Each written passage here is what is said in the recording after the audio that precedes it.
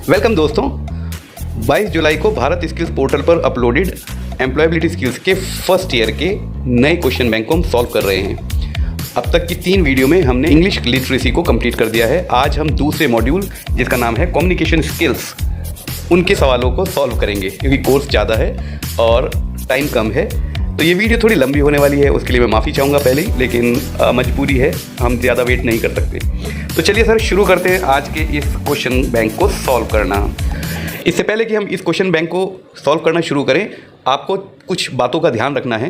Communication के कई अंग होते हैं, उसमें एक सेंडर होता है, एक रिसीवर होता है, एक मैसेज होता है जो मीडियम में से फ्लो करके सेंडर से रिसीवर की तरफ जाता है।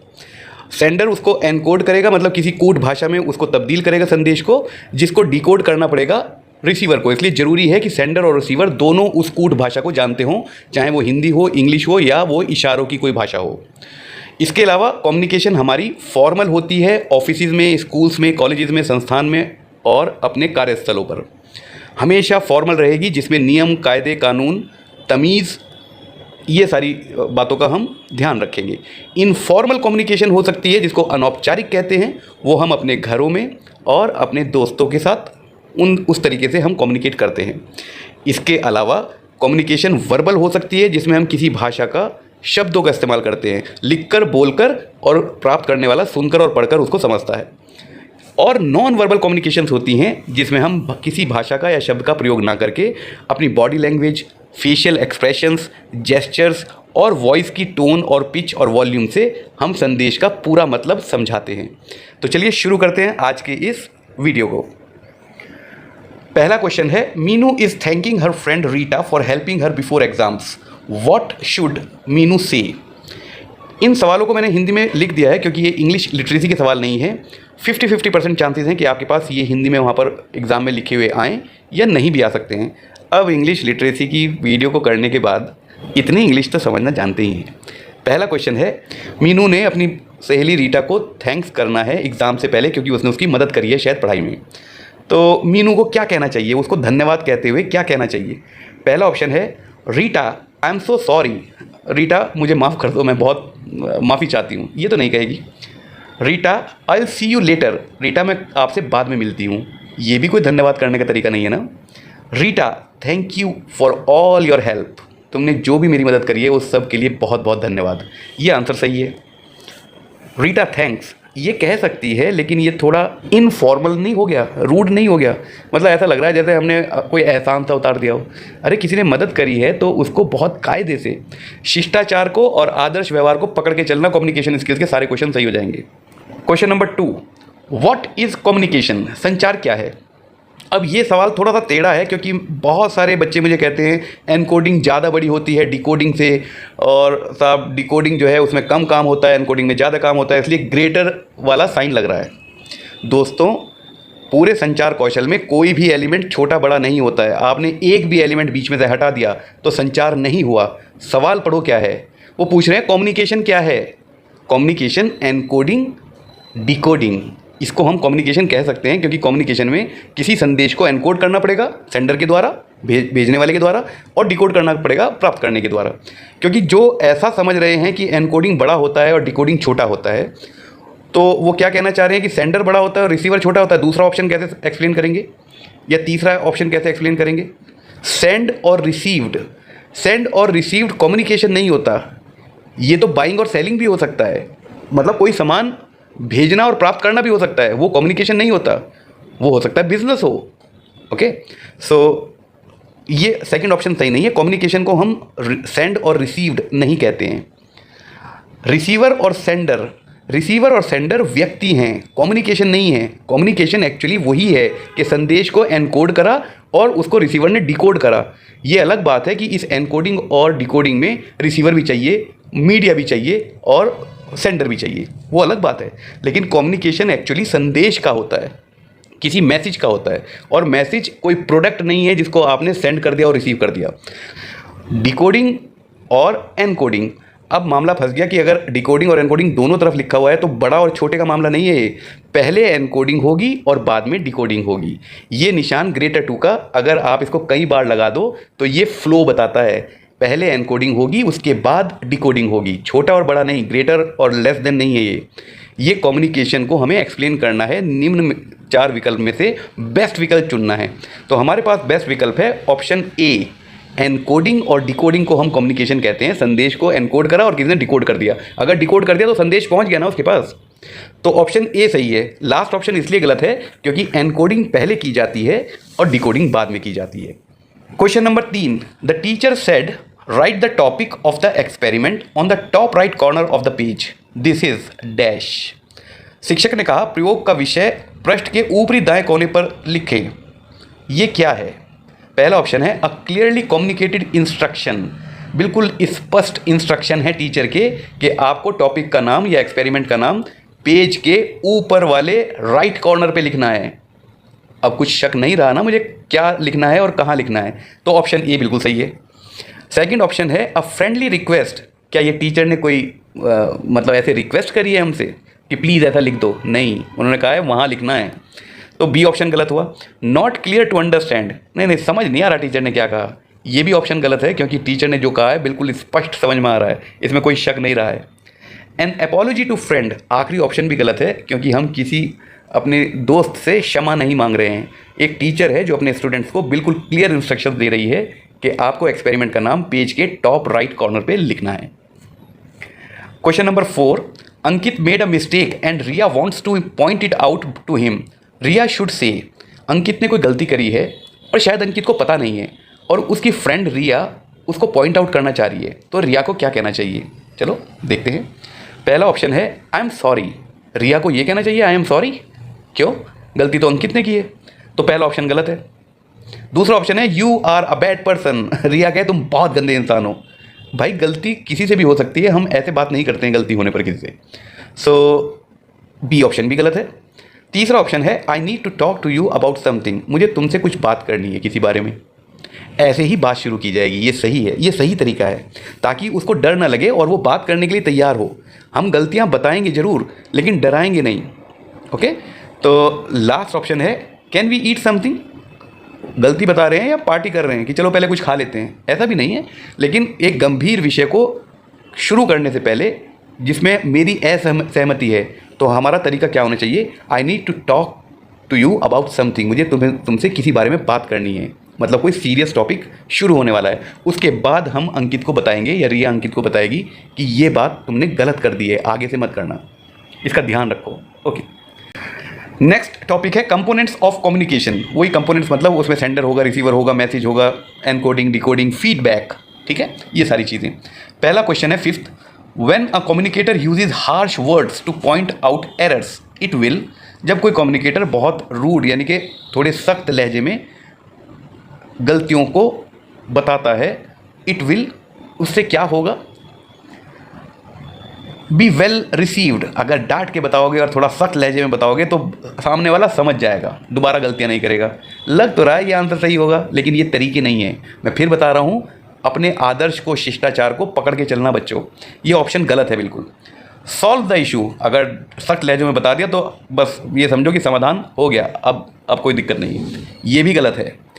Lead to more problems, yes ये आंसर सही है, लीड टू मोर प्रॉब्लम्स। क्योंकि आपने अगर जब किसी को डांटा, हो सकता है वहाँ पे बहुत सारे खड़े हों लोग बाग और भी, लेकिन अगर नहीं भी खड़े हैं तो उसके दिल पे चोट लगी है, उसको अपनी बेइज्जती महसूस हुई है।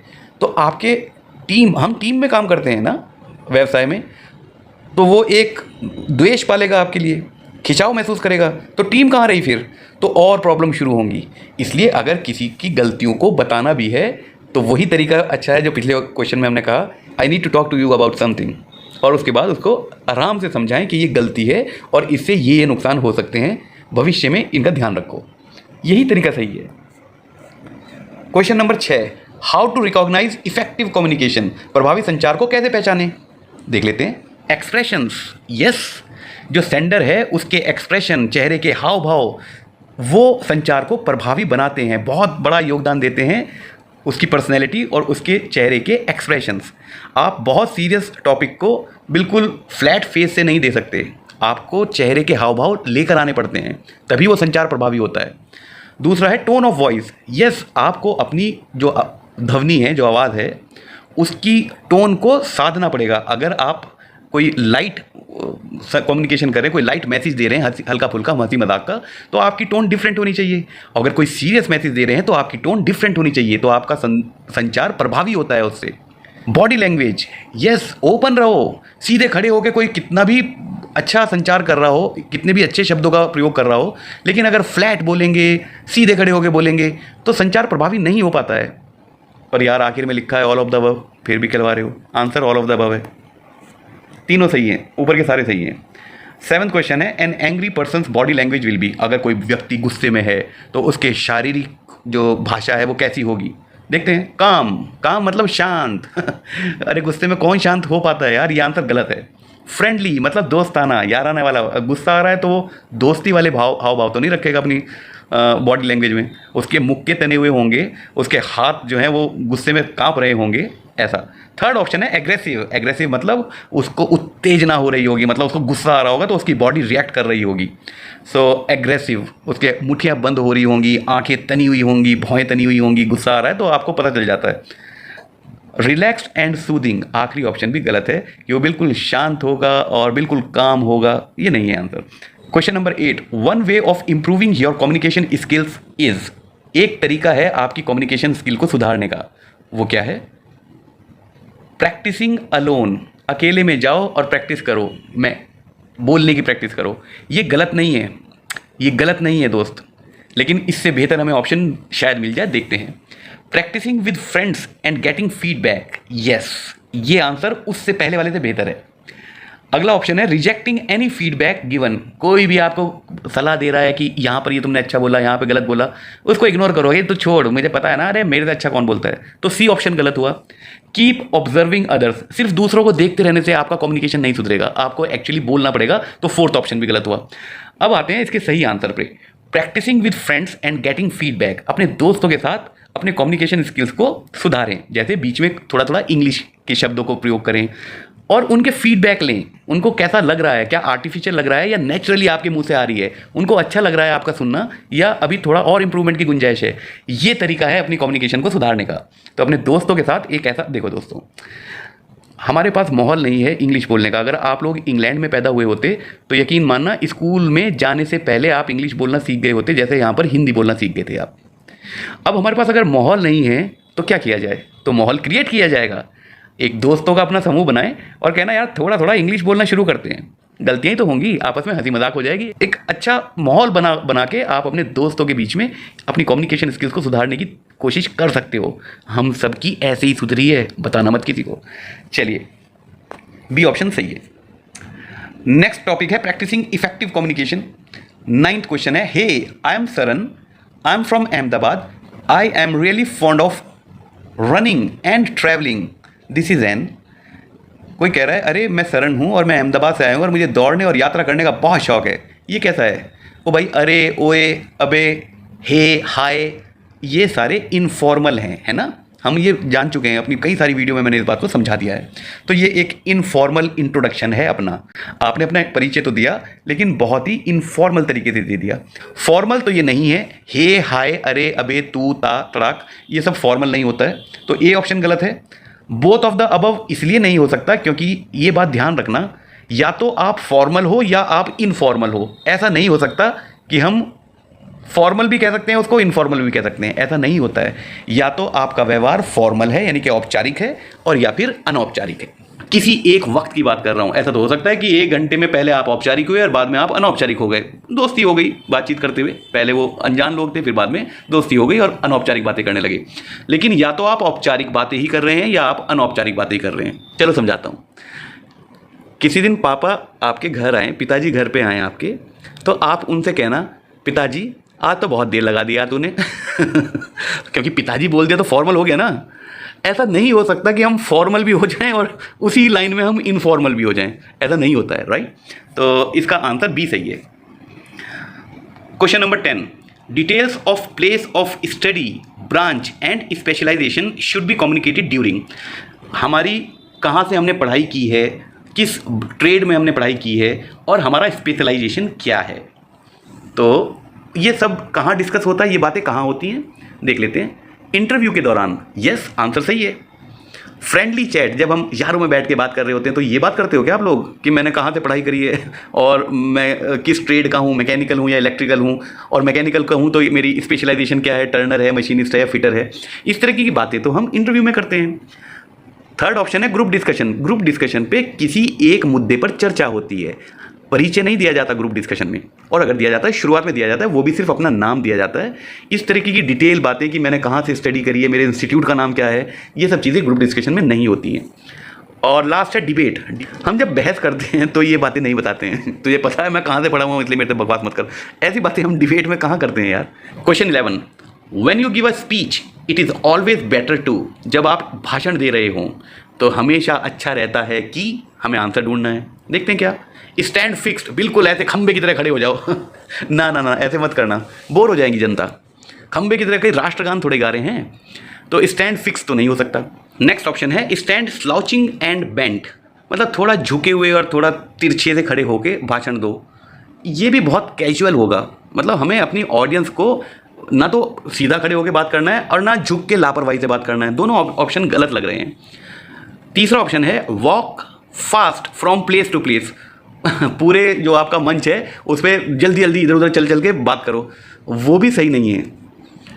लास्ट ऑप्शन देख लेते हैं stand straight and walk a little on a stage casually. Yes, खंबे की तरह खड़े मत हो, फिक्स हो ना, थोड़ा सा चलो बहुत कॉशियसली, ताकि आप लगे कि नेचुरली और ये बातें आप बिलीव करते हैं। बॉडी लैंग्वेज आपकी उससे बहुत अच्छी हो जाती है। Question number 12, news reporters on television need to maintain proper level of, जो टेलीविज़न के न्यूज़ रिपोर्टर्स होते हैं या होती हैं उनको क्या मेंटेन करना पड़ता है, क्या एक लेवल किस चीज़ का मेंटेन करना पड़ता है, एक स्तर वॉइस का। यस, आपकी वॉइस का एक स्तर मेंटेन करना पड़ता है। ऐसा ना लगे कि 1 घंटे के शो के बाद आप थक गए हो, आपकी वॉइस में वो बात ही नहीं रही है, वो जोश नहीं रहा है, आखिर तक उनको वो जोश मेंटेन करना पड़ता है, ये बात सही है। दूसरा है आई कॉन्टैक्ट। यस, लगातार उनको कैमरे की तरफ आई कांटेक्ट रखना पड़ता है, आपने देखा भी होगा ये। पोस्चर मतलब उनके बैठने का तरीका ऐसा ना होना चाहिए कि वो थक गए हैं, बोलते बोलते थक गए हैं, तो सीधे बैठेंगे, इरेक्ट बैठेंगे और तन के बैठेंगे। आपने न्यूज़ रिपोर्टर्स को देखा होगा। तो तीनों ऑप्शन सही हैं और इसीलिए आखिरी का ऑप्शन सही है, all of the above. Question number 13, introducing our self effectively helps in creating a good impression among. अगर हमने अपने आप का परिचय प्रभावी ढंग से दे दिया तो ये किन के बीच में हमें ज़्यादा पसंद करवाएगा। ये है फ्यूचर फ्रेंड्स, जो भविष्य में होने वाले हमारे दोस्त हैं, आज वो अनजान हैं, लेकिन अगर हमने उनके सामने अपना प्रभावी परिचय दे दिया अच्छे ढंग से तो उन पर अच्छा असर पड़ेगा। ऑप्शन सही लग रहा है ना, क्योंकि अगर हमने अपना परिचय अच्छा दिया और उनको हम पसंद आए तभी तो हमारे दोस्त बनेंगे। वो फ्यूचर फ्रेंड मतलब जो भविष्य में हमारे दोस्त बनने वाले हैं। दूसरा है टीचर्स। यस, ये भी सही है, अगर आपने अपना परिचय प्रभावी ढंग से दे दिया टीचर को, तो जैसे वाइवा लेने आते हैं आपके प्रैक्टिकल में, तो आपको नंबर अच्छे मिल सकते हैं, है ना। तो टीचर के सामने भी आपका प्रभावी इंट्रोडक्शन, मतलब आपका सेल्फ इंट्रोडक्शन प्रभावी होना चाहिए, इफेक्टिव होना चाहिए। Correct. Future employers. Yes, interview के समय जब पहली बार आप उन लोगों से मिल रहे हैं, व्यावसायिक लोगों से, तो अगर आपने सेल्फ इंट्रोडक्शन दे दिया तो आपको जॉब मिल जाएगी। तो फ्यूचर एम्प्लॉयर हुए वो आपके, अभी तो नहीं है, इंटरव्यू के देने के समय वो आपके एम्प्लॉयर नहीं है, लेकिन अगर आपने सेल्फ इंट्रोडक्शन दिया तो हो सकता है कि वो आपके एम्प्लॉयर भी बन जाएं फ्यूचर में।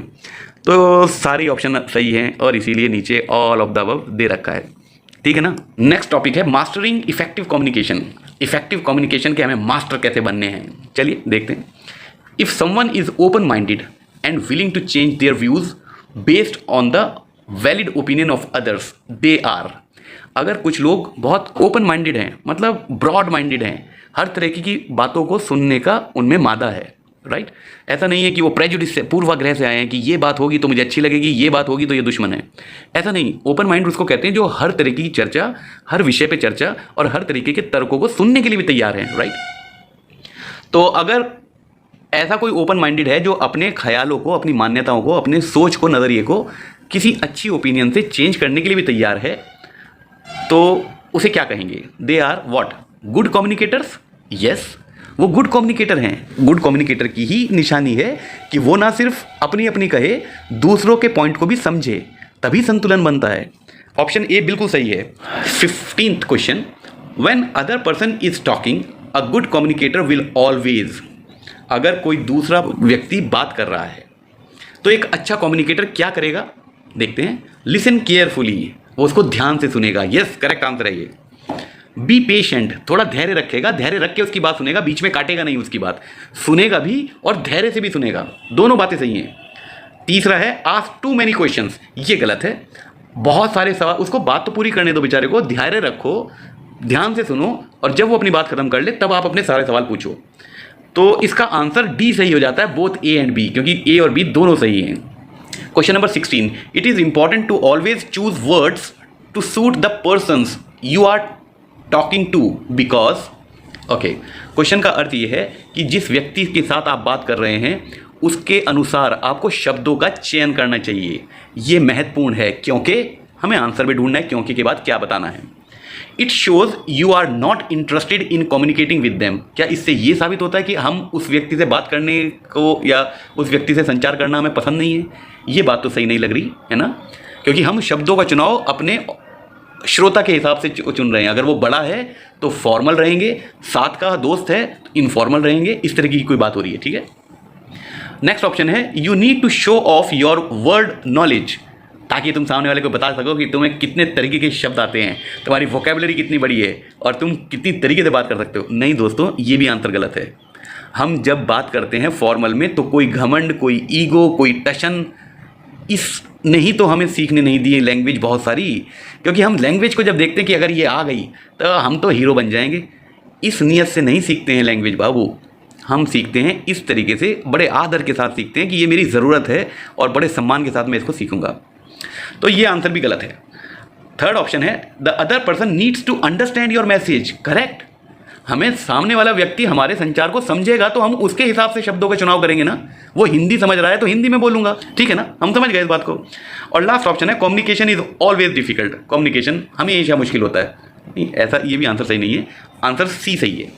हम सामने अब जिस व्यक्ति से हम बात कर रहे हैं उसके अनुसार हम शब्दों को चुनते हैं, किस शब्द को वो समझ जाएगा। फॉर एग्जाम्पल, मान लीजिए मैं आपको कहूँ कि एक दिन आपको ऊंचाइयों पे पहुंचना है और इसको मुझे इंग्लिश में कहना हो, मान लो one day you will reach the top, okay, ऐसे बोल दूंगा, आप समझ जाएंगे कि हमें शुभकामनाएं दे रहा है ऊंचाइयां हासिल करने के लिए। पर अगर मैं इसी बात को ऐसे बोलूं, one day you will find your self on the zenith, तो भैया आपको समझ नहीं आएगा मैं क्या बोल गया। हो सकता है आप कहें बड़ा यार बददुआएं सी दे गया, कुछ बात वही बोल रहा था, लेकिन मुझे ऑडियंस के अनुसार अपने शब्दों का चुनाव करना होता है ताकि वो मेरे मैसेज को समझ सकें, और यही थर्ड ऑप्शन मुझे बता रहा है और यही मेरा सवाल था। आई होप आप समझ गए होंगे। Question number 17, non verbal expressions include which of the following aspects. जो नॉन वर्बल कम्युनिकेशन है, याद आया, जिसमें हम शब्दों का प्रयोग नहीं करते हैं, वो इनमें से कौन से एस्पेक्ट्स को इस्तेमाल करता है, प्रयोग करता है। गुड आई कॉन्टैक्ट, हम अपने दर्शकों से आंख में आंख देख के बात करेंगे, मतलब आंखें मिला के बात करेंगे। आंखें मिला के बात करने का मतलब मेरे भाई घूरना नहीं होता प्लीज़। और वो जो सेल्फी में कैमरे की तरफ तुम देखते हो ना नशीली सी आंखें बना के, वो भी नहीं होता है मतलब हम उसकी तरफ देख के बात करेंगे, हम झुक के बात नहीं करेंगे, नज़रों को चुरा के बात नहीं करेंगे, ये मतलब है इसका। तो ऑप्शन ए सही है, ठीक है। नॉन वर्बल कम्युनिकेशन, अगर आप आई कांटेक्ट कर रहे हैं तो वो एक संदेश देता है कि ये बंदा कॉन्फिडेंट है, मेरे से बात करने में हिचकिचा नहीं रहा है, शर्म महसूस नहीं कर रहा है और कुछ झूठ नहीं बोल रहा है, ठीक है। सेकंड ऑप्शन है स्टैंडिंग और सिटिंग पोजीशन, हाँ ये भी बात सही है। आप किस तरीके से खड़े हैं और बैठे हैं ये भी आपको ध्यान रखना, ये नॉन वर्बल कम्युनिकेशन है। बैठे हो पैर फैला के या पैर कुर्सी के ऊपर रख के या मोड़ कर, ये सब अच्छा नहीं लगता, ऑफिस में बिल्कुल अच्छा नहीं लगता। सो ऑप्शन बी भी सही है, स्माइल। स्माइल भी नॉन वर्बल कम्युनिकेशन है, एक बहुत प्लीजिंग संदेश जाता है सामने वाले तक कि ये बिल्कुल काम है, अच्छा है, इसको बिल्कुल संतुलन में है, कोई तनाव नहीं हो रहा, डर नहीं रहा है। तो स्माइल भी एक बहुत अच्छा मैसेज देती है। All of the above answer है। और जब स्माइल की बात हुई है, किसी भी चीज़ को ओवरडू नहीं करना है बच्चों, ज़रूरत से ज़्यादा किसी चीज़ को नहीं करना है। ऐसा ना हो कि हम घर से निकलें और स्माइल ज़बरदस्ती पहन रखी हो हमने, बहुत ज़्यादा नहीं करना है किसी भी चीज़ को, प्लीजिंग रहना है, शांत रहना है, ऐसा लगे संतुलन में है। आई होप आप समझ गए होंगे। Next question, while we communicate it is important to pay attention to. जब हम कम्युनिकेट करते हैं तो किस बात पे ध्यान देने की आवश्यकता होती है, ये सवाल है। पहला है our verbal expression. Verbal expressions कहेंगे जैसे जो हमारे शब्दों का चुनाव है उस पर ध्यान देना है, correct. Our non verbal expressions, जो हमारी बॉडी लैंग्वेज है, चेहरे के हाव भाव हैं, उनकी बात हो रही है, ये भी बात सही है। हमें दोनों पर ध्यान देना है, verbal and non verbal expression दोनों का ध्यान रखना है जब भी हम कम्युनिकेट करते हैं। तो सी ऑप्शन सही हो जाता है, both verbal and non verbal expressions. D option बिल्कुल गलत है कि ना वर्बल पे ध्यान दो, ना बॉडी लैंग्वेज पे ध्यान दो, ना फेशियल एक्सप्रेशन पे ध्यान दो, ना पिच ऑफ वॉइस पे ध्यान दो। तो फिर तो कम्युनिकेशन हमारा थर्ड क्लास होना ही है। नेक्स्ट टॉपिक है असेसिंग योर कम्युनिकेशन एबिलिटी। हमारी क्षमताएं को उसको असेस करना, मतलब उसको नापना, मापना। ओके। 19th क्वेश्चन है, when a participant is quite during a group discussion. Group discussion हो रहा है, उनमें से एक, जो 5-6 लोग बैठे हैं ग्रुप डिस्कशन कर रहे हैं, उनमें से एक शांत है, तो हमें क्या करना चाहिए? I will encourage them to participate. Them नहीं होना चाहिए यहाँ पर, हिम होना चाहिए, क्योंकि एक पार्टिसिपेंट की बात हो रही है। पर ये बात सही है, हमें उसको और प्रोत्साहित करना चाहिए कि भाई आप भी अपने विचार रखो, आपका क्या कहना है। इस तरह की बातें करके हम उनको प्रोत्साहित करते हैं कि आप भी चर्चा में शामिल हो जाएं। ऑप्शन ए सही लग रहा है, लेकिन फिर भी नीचे देख लेते हैं। Use the chance to speak. हाँ, वो कुछ नहीं बोल रहा, उसकी जगह मैं बोल देता हूँ। ये अच्छे कम्युनिकेटर की पहचान नहीं है। उसे पता है कि मेरा जब नंबर आएगा मैं अपनी बात रख दूंगा और सब सुनेंगे, मेरा पॉइंट वैलिड है। तो ये करने की आवश्यकता नहीं होती। बी ऑप्शन गलत है। फॉरगेट देयर प्रेजेंस, नज़रअंदाज करो, सोचो वो बैठा ही नहीं है यहाँ पर। ये भी एक अच्छे, हम टीम की तरह काम करते हैं और टीम के अंदर कम्युनिकेशन महत्वपूर्ण है बहुत, वो भी इफेक्टिव कम्युनिकेशन। करेक्ट, समझ रहे हो ना आप मेरी बात? हम ये सारे क्वेश्चंस को व्यावसायिक नज़रों से सॉल्व कर रहे हैं, ठीक है। लास्ट ऑप्शन है स्पीक ऑन देयर बिहाफ। वो कुछ नहीं बोल पा रहा, पर मैं जानता हूँ, मैं कहने लगूंगा वो ये कहना चाहता है, उसने मुझे अलग से बताया, उसकी जगह मैं बता रहा हूँ कि वो क्या चाह रहा है। आप नहीं बोलेंगे दूसरे की तरह, आप उसको प्रोत्साहित करेंगे कि आप भी अपने विचार रखें, साझा करें। वो माने जाएंगे नहीं माने जाएंगे वो डेमोक्रेटिकली बाद में डिसीजन मेकिंग का मामला है। अभी कम्युनिकेशन की बात कर रहे हैं, तो इसका सही आंसर है I will encourage him to participate. Him क्यों कह रहा हूँ? क्योंकि क्वेश्चन में अ पार्टिसिपेंट लिखा हुआ है, ठीक है। साथ साथ इंग्लिश भी इंप्रूव करते हैं भाई। Question number 20, one way of showing interest when you have a conversation is. जब आप बातचीत करते हैं तो रुचि दिखाने का एक तरीका ये भी है, निम्नलिखित में से हमें ढूंढना है कि कौन सा वो तरीका है जिसमें हम रुचि दिखा देते हैं। सबसे पहले नीचे देख लो भैया, ऑल ऑफ द अबव तो नहीं लिखा है नहीं लिखा है, चलो अब ढूंढना पड़ेगा एक, ठीक है। पहला ऑप्शन है summarising their ideas at the end. पहला ऑप्शन बता रहा है कि हम आखिर में निष्कर्ष बताएं कि अभी जो बातचीत हुई है उसका निष्कर्ष ये है। अगर हमने ये किया तो ये बात साबित हो जाती है कि हमें दिलचस्पी थी इस बातचीत में, क्योंकि निष्कर्ष वही निकाल पाएगा जिसने सबकी बात बड़े ध्यान से सुनी होगी, है ना। तो ऑप्शन ए सही है। फिर भी देख लेते हैं इससे बेहतर कोई ऑप्शन मिलता हो हमें। Interfere as they speak. जब दूसरे बात कर रहे हो तो बीच में आप बोल पड़ो। इससे यह साबित होता है कि आपको दूसरे क्या बोल रहे हैं उसको सुनने में दिलचस्पी नहीं है, आपको बस अपनी बताने में दिलचस्पी है। तो इससे बचें, ये बी ऑप्शन तो गलत है। तीसरा ऑप्शन है fall sleep as they talk. वो बात कर रहे हैं, इस बीच आप एक झपकी ले लो, सो जाओ। इससे क्या ये साबित होगा कि आपको दिलचस्पी है उनकी बातों में? नहीं। लास्ट ऑप्शन है speaking your point of view when not asked. जब तुम्हारी बारी भी नहीं थी बोलने की, ना तुमसे कोई पूछ रहा, फिर तुम बताने लगे अरे तुम तो बस ऐसी बात, अपना पॉइंट ऑफ व्यू ज़बरदस्ती आपने देना शुरू कर दिया। वो भी ये साबित करता है कि आपको दूसरे क्या कह रहे हैं उस कन्वर्सेशन में, यानी कि उस बातचीत में कोई दिलचस्पी नहीं है। ऑप्शन ए बिल्कुल सही है। 21, recording one self speak in a smartphone can be useful for. आपके पास स्मार्टफोन सबके पास हैं, तभी तो आप मेरी ऑनलाइन क्लास कर रहे हैं और इस वीडियो को देख रहे हैं, राइट। सो उसमें आपने कुछ रिकॉर्ड करा, कुछ बोला, रिकॉर्ड करा, ऑडियो वीडियो दोनों रिकॉर्ड कर ली। ये किस काम आएगा आपके? अगर आप ऐसा कर रहे हैं तो उसका क्या उपयोगिता हो सकती है, ये हमें ढूंढना है। पहला है looking at it whenever you are free, कि इसको बाद में देखूंगा जब फ्री हो जाऊंगा, इसलिए अभी रिकॉर्ड करके रख लेता हूँ, बाद में आराम जब वक्त होगा तब देखूंगा आराम से। यार तुम ही रिकॉर्ड करने वाले हो, तुम ही अपनी रिकॉर्डिंग बाद में क्या देखोगे? तो ये ऑप्शन तो ठीक नहीं है। Checking our strengths and weaknesses as a communicator. हाँ, ये बात सही है। हम रिकॉर्ड करते हैं कि फिर उसको देखते हैं कि हमारा चेहरे का हाव भाव, बोलने का तरीका, कितनी जल्दी बोल रहे हैं या कितना धीरे बोल रहे हैं, ये सारी हमारी स्ट्रेंथ हैं या वीकनेसेस हैं। अगर वीकनेसेस हैं तो उनको दुरुस्त करना है, स्ट्रेंथ है तो उन्हें और बढ़ाना है या उन पे खेलना है। ये बात सही है। सो ऑप्शन बी बिल्कुल सही है। थर्ड ऑप्शन है शोइंग टू फ्रेंड्स, अपने दोस्तों को दिखाऊंगा कि देख क्या बोला तेरे भाई ने। वो लोग आप करते हो ऐसा। और आखिरी ऑप्शन है पोस्टिंग इट ऑन फेसबुक, ये भी आप लोग करते हो, रिकॉर्ड करके और स्टेटस पे लगाते हो, अपने दोस्तों को दिखाते हो, फेसबुक पे दिखाते हो। पर हम व्यावसायिक जीवन की बात कर रहे हैं दोस्तों।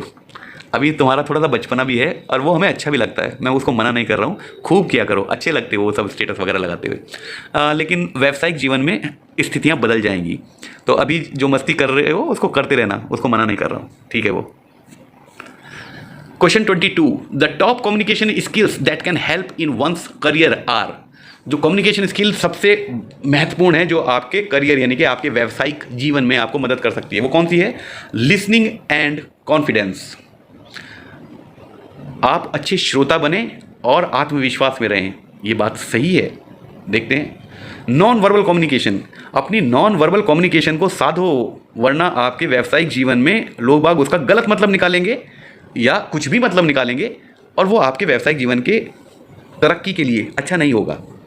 तीसरा है फ्रेंडलीनेस एंड ओपन माइंडेडनेस, मतलब दोस्ताना रहो, सब अपने हैं, ये मैं कई बार आपको बता चुका हूँ, सब अपने हैं, हमें किसी से कोई द्वेष नहीं बनाना है।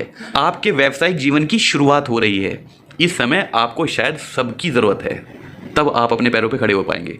तो किसी भी व्यक्ति से, किसी भी समूह से आपको कोई द्वेष नहीं होना चाहिए, आपके लिए सब अपने हैं और आप सबके हो, इस नियत से आपको आगे चलना है। तो फ्रेंडलीनेस और ओपन माइंडेडनेस ये भी होना चाहिए, नॉन वर्बल कम्युनिकेशन ये भी होना चाहिए, लिसनिंग। और यार नीचे ऑल ऑफ द अबव भी तो पढ़ लेते हैं, वो भी तो है, ठीक है, आंसर सही है। वर्बल कम्युनिकेशन में स्पीकिंग, जब हम बोलते हैं वर्बल, क्योंकि स्पीक कर रहे हैं तो किसी भाषा का प्रयोग भी कर ही रहे होंगे। 23, what does hold on during a telephone call means, जब हम किसी से टेलीफोन पे बात कर रहे हैं और हम उनको कहें होल्ड ऑन, इसका क्या मतलब होता है? पहला ऑप्शन है to hold the phone well, हम उनको ये कहना चाह रहे हैं अपने फ़ोन को संभाल के पकड़, गिर जाएगा, टूट जाएगा, ये नहीं कह रहे हम। To wait for a short time, हाँ ये बात सही है, हम उनसे कह रहे हैं कि थोड़ी संक्षिप्त देर के लिए थोड़ा इंतज़ार करें, होल्ड करें, मुझे कुछ बहुत छोटा सा काम है उसको करके दोबारा बात कर रहा हूँ, है ना। तीसरा ऑप्शन है to put the phone down, जब हम कहते हैं होल्ड ऑन तो हम उसको ये नहीं कह रहे कि फ़ोन काट दे, ये नहीं है आंसर। लास्ट है to switch on the phone, कि अपना फ़ोन चालू कर ले, तब हम कहते हैं होल्ड ऑन। कि हाँ वो अलग बात है कि जब हम अपना फ़ोन को स्विच ऑन करते हैं तो एक बटन को होल्ड करके रखना पड़ता है, पर जब हम टेलीफोन पे बात कर रहे हैं और हम ये कहें होल्ड ऑन, तो हम कहना चाह रहे हैं कि थोड़ी देर के लिए रुकें, मैं थोड़ा सा एक और काम है उसको करके अभी आपसे दोबारा बात करना शुरू कर रहा हूँ। सो ऑप्शन बी सही है। 24, when you are not able to repair equipment in time you should, आप कोई मिस्त्री हैं, टेक्नीशियन हैं, आपके पास किसी ने कोई अपना सामान दिया कि भाई इसको ठीक कर दे और आप उसको सही वक्त पे ठीक नहीं कर पाए, तो आपको क्या कहना चाहिए? पहला ऑप्शन है tell the customer to wait for 1 more week as you have other jobs. हाँ ये बिल्कुल मत कहना कभी। इसमें क्या लिखा हुआ है कि आप अपने कस्टमर से कहो कि 1 हफ्ता और रुकना पड़ेगा, मेरे पास बहुत काम है। और ये आमतौर पर आपने सुना होगा, मिस्त्री लोग, टेक्नीशियन लोग ऐसा कह देते हैं। कस्टमर के दिल पे क्या बीतती होगी कि यार मैं क्या सबसे बेकार कस्टमर हूँ इसका, मतलब दूसरे कस्टमरों का काम है, मेरा सबसे आखिरी में नंबर आएगा। ये नहीं कहना चाहिए आपको, इससे बेहतर तरीके हैं हमारे पास कहने के। दूसरा देखते हैं, request the customer to give you 1 more week, ये सही है। आप उनसे रिक्वेस्ट करें, प्रार्थना करें कि सर 1 हफ्ता और दे दीजिए, बिल्कुल तसल्ली बख्श कर रहा हूँ आपका काम, मैं खुद जल्दबाजी में नहीं करना चाह रहा उसको, है ना। ऐसा कहेंगे तो अच्छा सर होगा ना, आपको 1 हफ्ता भी मिल जाएगा, कस्टमर भी भागेगा नहीं, किसी दूसरी जगह नहीं जाएगा और उसको बुरा भी नहीं लगेगा। तो बी ऑप्शन बिल्कुल सही है। वैसे तो और ऑप्शन पढ़ने की जरूरत नहीं है, लेकिन फिर भी पढ़ लेते हैं। Ask the customer to go to another company if they want, आप कहें भैया किसी और जगह जाके ठीक करवा ले अगर इतनी जल्दी हो रही है, ऐसा भी कह देते हैं। ऐसा कहना नहीं चाहिए, ये आपके अनप्रोफेशनल एटीट्यूड और आपके नज़रिए को दर्शाता है, ये गलत है। सोचो वो कस्टमर अगर आप होंगे तो कैसा लगेगा आपको, तो जो आपके कस्टमर होंगे उनके साथ भी ऐसा मत करना। लास्ट ऑप्शन है hide yourself when the customer comes, अगर बस वो आ गया छुप जाओ वरना उसको क्या जवाब दूंगा, ये भी नहीं है। आप फेस करो चुनौतियों को, छुपना तो है ही नहीं, छुपने का तो कोई समय है ही नहीं आपके पास और कोई रीज़न भी नहीं है, कोई बहाना भी नहीं है। आप छुपोगे, आपको चुनौतियां वहीं ढूंढ लेंगी जहां पर आप छुपे हुए हो। नेक्स्ट क्वेश्चन है what would you do if someone gives message during a telephone call? आप टेलीफोन पे किसी से बात कर रहे हो और उन्होंने कहा चलो ठीक है ये जरा नोट कर लो, तो आप क्या करेंगे? Refuse to note down if you don't want to pass the message. आप उसे सीधा सीधा मना कर दो, भैया मैं तो नहीं लिख रहा हूँ मैसेज जो आप बोल रहे हैं। दूसरा ऑप्शन है request to wait till you get a pen and paper to take down. आप उनसे कहें कि अच्छा 1 मिनट रुकिए, मैं पेन और पेपर ले लेता हूँ, फिर मैं लिखूंगा आप क्या कहना चाह रहे हैं। ये ऑप्शन सही है। Ask the caller to talk later. हम उनको ये कह दें कि आप बाद में फ़ोन करना, अभी तो मैं नहीं लिख सकता आपका। ये भी सही नहीं है। नन ऑफ द अबव, ये भी सही नहीं है, क्योंकि नन ऑफ द अबव तो हम मानते ही नहीं है। सिर्फ इस क्वेश्चन बैंक के लिए कह रहा हूँ, नन ऑफ द अबव नहीं मानते आपको, लेकिन समझ के ही नन ऑफ द अबव को निगलेक्ट करना है, इग्नोर करना है। समझदार बनो बच्चों, वो तो मैंने आसान करने के लिए शुरुआत में वैसे ही कह दिया था बस। 26 which one of these phrases is not related to telephone call? निम्नलिखित में से कौन सा फ्रेज यानी कि कौन से शब्दों का समूह टेलीफोन कॉल से संबंधित नहीं है? पहला है मेकअप। अच्छा यही आंसर है। अरे मेकअप का टेलीफोन कॉल से क्या संबंध है? हाँ मेरी कुछ बच्चियाँ भी सुन रही होंगी, वो कहें सर हम तो वीडियो कॉल पे आते ही नहीं है बिना मेकअप के। वो आपका हक है बच्चों, बिल्कुल करो, लेकिन इसका टेलीफोन कॉल से कोई मतलब नहीं है। आप बिना मेकअप के भी आएंगे तब भी उतने ही अच्छे लग रहे हैं। दूसरा है पिकअप। पिकअप होता है जब हम फ़ोन को पिक करते हैं तो हम कहते हैं pick up the phone, pick the phone up. Alright, ये तो है। होल्ड ऑन भी करते हैं जब हम बात करते करते किसी को संक्षिप्त थोड़ा अल्प समय के लिए उसको वेट करने को कहते हैं, तो उसको हम होल्ड ऑन कहते हैं। कॉल बैक भी होता है जब हम कहते हैं कि मैं आपको कॉल बैक करूंगा, अभी मेरे पास इसका उत्तर नहीं है, I will call back you, या अभी मैं कहीं बिजी हूँ और I will call you back. तो नीचे के तीनों आंसर सही है, ऊपर का मेकअप सही नहीं है। मेकअप का टेलीफोन कॉल से कोई मतलब नहीं है। Verbal communication, writing. अब हम राइटिंग की बात करेंगे, ठीक है। 27 which of these is used introduce applicants to employers? अरे यार बीच में यूज्ड और इंट्रोड्यूस के बीच में टू लिखना भूल गए शायद ये। Which of these is used to introduce applicants to employers? निम्नलिखित में से कौन सी ऐसी चीज़ है जो एप्लीकेंट मतलब जो जॉब मांगने गया है, एम्प्लॉयर मतलब जो जॉब देने वाले हैं, तो जो जॉब लेने गया है उसको इंट्रोड्यूस इनमें से निम्नलिखित में से कौन सी चीज़ करवाती है? पहला है लीव एप्लीकेशन। वो जॉब मांगने जा रहा है, लीव एप्लीकेशन साथ लेके जाएगा क्या? तो लीव एप्लीकेशन तो बिल्कुल गलत आंसर है। मैरिज कार्ड, बाप रे, आप जॉब मांगने जाएंगे अपनी शादी का कार्ड भी साथ ले जाना, तो उससे तो आपका इंट्रोडक्शन नहीं होता है।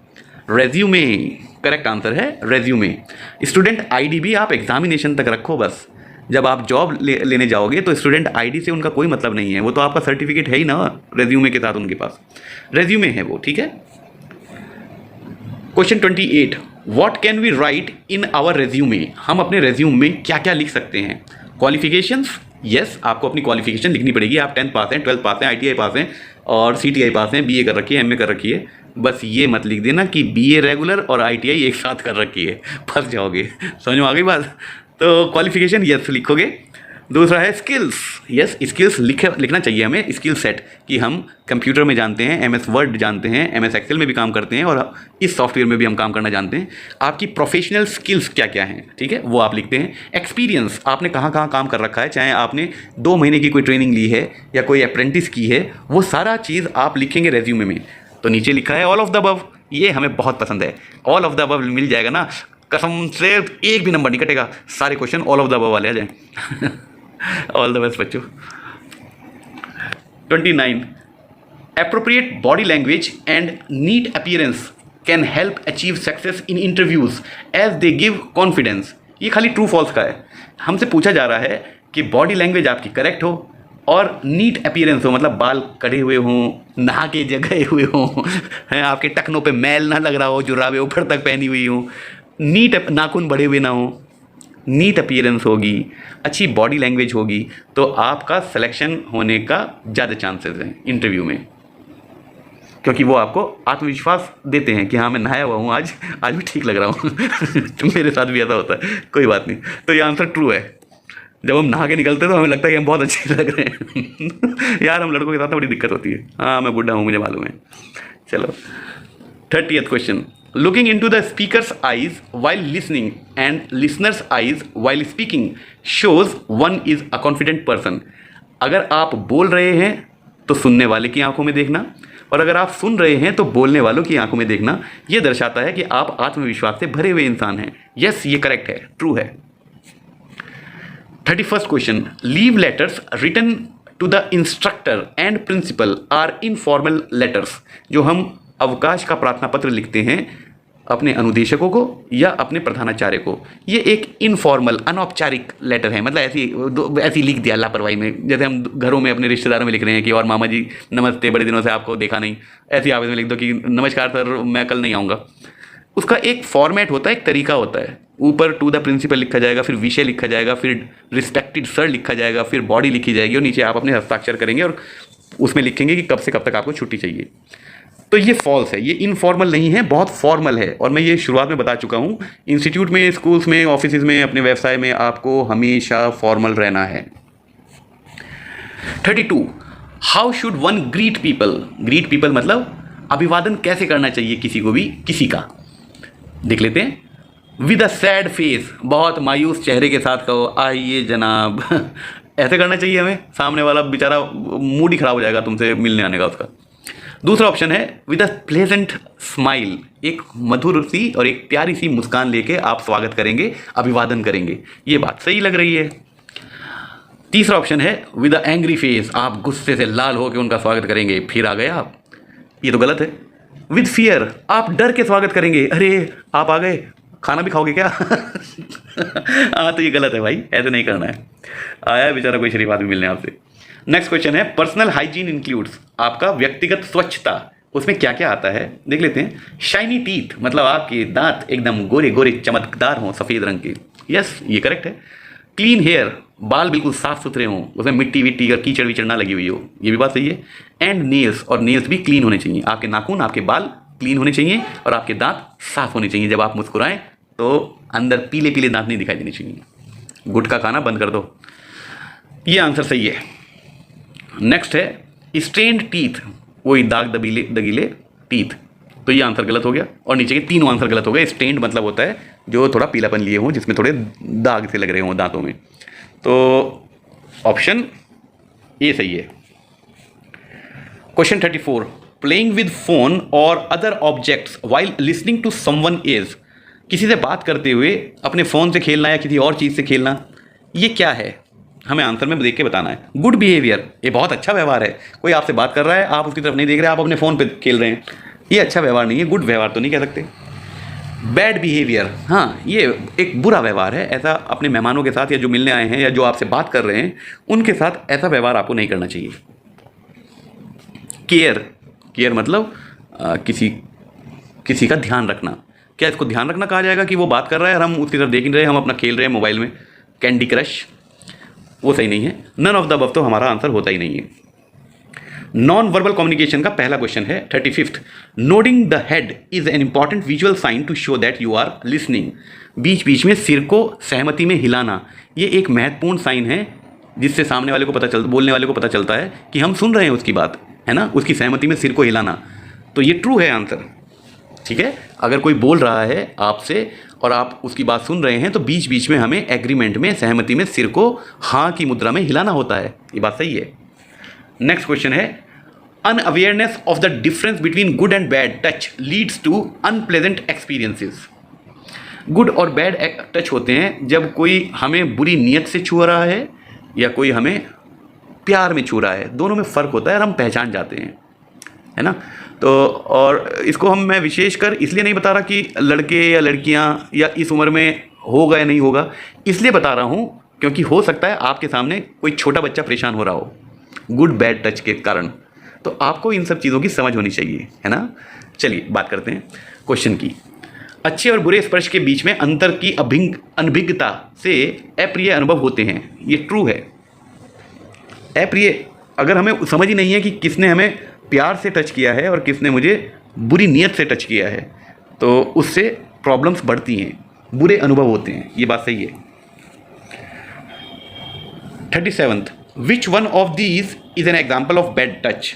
एक बुरे स्पर्श का कौन सा उदाहरण है निम्न में से? पैट फ्रॉम द टीचर, अगर टीचर शाबाशी देते हुए आपकी पीठ थपथपाए वो बुरा स्पर्श नहीं होता है, तो ये आंसर सही नहीं है, हमें बुरा स्पर्श ढूंढना है। दूसरा है parents bathing to you as a small child. जब आप बहुत छोटे बच्चे थे तो आपको नहलाया जा रहा था आपके परिजनों द्वारा। वो बैड टच नहीं है, वो तो बहुत गुड टच है यार। तो बी ऑप्शन भी गलत है। ब्रदर पुलिंग योर चीक्स, आपका बड़ा भाई या छोटा भाई आपके गाल को ऐसे नोच रहा है, ये बैड टच नहीं है, ये तो प्यार का टच है। ओके। लास्ट है stranger touching you when you are alone, आप कहीं अकेले हैं और कोई अनजान आदमी आपको छूने की कोशिश कर रहा है, या आप बस में हैं और आपको कोई छूने की ज़बरदस्ती कोशिश कर रहा है, इसको हम बैड टच कहेंगे। आपकी मर्ज़ी के, आपके परमिशन के और बिना कोई भी व्यक्ति जिसको वो इजाज़त नहीं है वो आपको अगर छूता है, आपकी पर्सनल स्पेस पे आता है, तो it will be considered as bad touch. Next question है when someone you do not know touches you it is good to dash. अगर कोई अनजान व्यक्ति आपको छूता है तो यह डैश के लिए अच्छा है। क्या कर लेना चाहिए आपको, क्या करना चाहिए? पहला है शाउट नो लाउडली। कोई अनजान आदमी है आपको जब बार बार छूने की कोशिश कर रहा है तो आप जोर से कहें नो डोंट डू दिस, ये अच्छे तरीके वो डर जाएगा, है ना। दूसरा है go away from that person, उस बंदे से दूर चले जाओ, ये भी बात सही है, उसके आसपास मत रहो, दूर चले जाओ। तीसरा ऑप्शन है टेल एन एल्डर और समवन ट्रस्टेड, या तो किसी बुजुर्ग आदमी को अपनी बात बताओ या किसी अपने जानने वाले को ये बात बताओ। ये बात, तीनों बातें सही हैं, all of the above answer सही है, ठीक है। 39 I feel good happy loved and protected when I experience a good touch. अब हम गुड टच की बात करते हैं। कहा जा रहा है जब मैं एक अच्छे स्पर्श का अनुभव करता हूं तो मुझे अच्छा लगता है, मैं खुश होता हूं, मुझे प्यार और संरक्षित, अपने आप को सुरक्षित और संरक्षित महसूस करता हूं। करेक्ट है। आप बहुत दुखी हैं, फिर कोई आंटी बेचारी पास बैठी हुई हैं, उनको लगा आप दुखी हैं, उन्होंने प्यार से सिर पे हाथ फेरा और कहा क्या बात है बेटा इतना दुखी क्यों है। या कोई अंकल, कोई आपसे बड़े आपके पास आके प्यार से आपके हाथ पे हाथ रख के कहें क्या बात है बच्चे क्यों दुखी है, तो लगता है कि हाँ मुझे प्यार किया जा रहा है, सब अपनी तो हैं, अच्छा लगता है ना। या आपकी खुशियों में कोई शामिल हो के गले लगा ले आपको, आपकी खुशियों में इतना खुश हो गया कि आपको गले लगा ले, तो ये गुड स्पर्श है। हमें इन दोनों की पहचान होनी चाहिए कि कौन सा गुड स्पर्श है और कौन सा बैड स्पर्श है, ठीक है। तो ये ट्रू है, मुझे अच्छा लगता है, गुड टच का मैं एक्सपीरियंस करता हूँ, अच्छे स्पर्श का मैं एक्सपीरियंस करता हूँ और मुझे खुशी होती है, मुझे सुरक्षित महसूस होता हूँ, मैं संरक्षित महसूस होता हूँ और मैं प्यार किए जाने वाला एक व्यक्ति महसूस करता हूँ अपने आप को। सही है। आज की वीडियो का लास्ट क्वेश्चन है why do most interviews have the question tell me about yourself. अधिकतर साक्षात्कार में ये क्यों पूछा जाता है कि अपने बारे में कुछ बताएं। बहुत बढ़िया क्वेश्चन है। इसके आंसर पढ़ने से पहले मैं आपको बताता हूँ क्यों। इसका सबसे मेन रीज़न ये होता है कि आप कंफर्टेबल हो जाएं इंटरव्यू देने से पहले, क्योंकि ये सबसे आसान सवाल हो सकता है आपके लिए कि आपसे आपके बारे में कुछ पूछा जा रहा है तो आप बताएं, वो तो आपसे बेहतर कोई जान नहीं सकता उस बारे में। तो आप कंफर्टेबल हो जाएंगे, बातचीत का एक अच्छे माहौल शुरू हो जाएगा। ये होता है पहला। दूसरा इसका कारण ये होता है कि वो आपके बात करने के तरीके, आपका कॉन्फिडेंस, आपके बैठने के तरीके, आपका व्यवहार, आपके शब्दों का चुनाव, आपका कॉन्फिडेंस, इस क्वेश्चन से चेक करते हैं इंटरव्यू लेने वाले। तो ये दो कारण हैं। अब ऑप्शन देख लेते हैं। पहला ऑप्शन है the interviewer expect to know about the family of the candidate. ये ऑप्शन तो सही नहीं है। दूसरा ऑप्शन है the interviewer expects a short and quick introduction of the candidate. ये बात सही हो सकती है, बुरा नहीं है ये आंसर, कि इंटरव्यूअर ये उम्मीद कर रहा है कि आप अपना छोटा सा परिचय दे दें ताकि बातचीत शुरू हो सके। ये सही है। तीसरा ऑप्शन है the interviewer wishes to know the name of the candidate. जो इंटरव्यू लेने वाला है वो आपका नाम जानना चाह रहा है। नहीं, वो नहीं जानना चाह रहा, उसको लिखा हुआ दे रखा है, आपने रेज्यूमे में है उसके पास। जब आपको बुलाया गया है तो आपका मोबाइल नंबर भी होगा, आपका रेज्यूम उसके पास है, उस पर नाम लिखा हुआ है आपका, तो वो आपका नाम नहीं जानना चाह रहा, उसको पता है आपका नाम। लास्ट ऑप्शन है the interviewer wants to know where the candidate studied. वो ये जानना चाह रहा है तुम कहाँ पढ़े हो, वो भी नहीं जानना चाह रहा है, उसको आपने रेज्यूमे में लिख के दे रखा है ये सारी बातें। ऑप्शन सी सही है। इंटरव्यू ये उम्मीद कर रहा है कि आपको अपना परिचय देना आता है और आप अपना संक्षिप्त में क्या परिचय दे रहे हैं, कैसे दे रहे हैं और क्या क्या आप उस परिचय में शामिल कर रहे हैं। यही तरीका है इंटरव्यू में जांचने का आप लोगों को शुरुआत में, वरना आधा घंटे के या 15 मिनट के इंटरव्यू में आपके बारे में और क्या तरीका हो सकता है हमें जानने का। हार्ड स्किल्स तो पहचान लेंगे हम, वो तो काम करवा के देख लेंगे, लेकिन आपकी सॉफ्ट स्किल्स को जानने के लिए भी हमारे पास बहुत सारे तरीके होते हैं। हम खतरनाक लोग हैं। चलो बच्चों, आज के लिए इतना ही। उम्मीद है कि आपको ये सारे सवाल समझ में आ गए होंगे और इनको रटने की आपको ज़रूरत नहीं महसूस होगी। परीक्षाओं की तैयारी करते रहें और इस कम्युनिकेशन स्किल्स के दूसरे भाग का प्रतीक्षा करें। जल्दी ही उसको भी पोस्ट कर दूंगा। तब तक जुड़े रहें इस चैनल के साथ और खूब सारी मस्ती करना, लेकिन अपने स्वास्थ्य का ध्यान रखते रहना। Thank you very much. Good bye.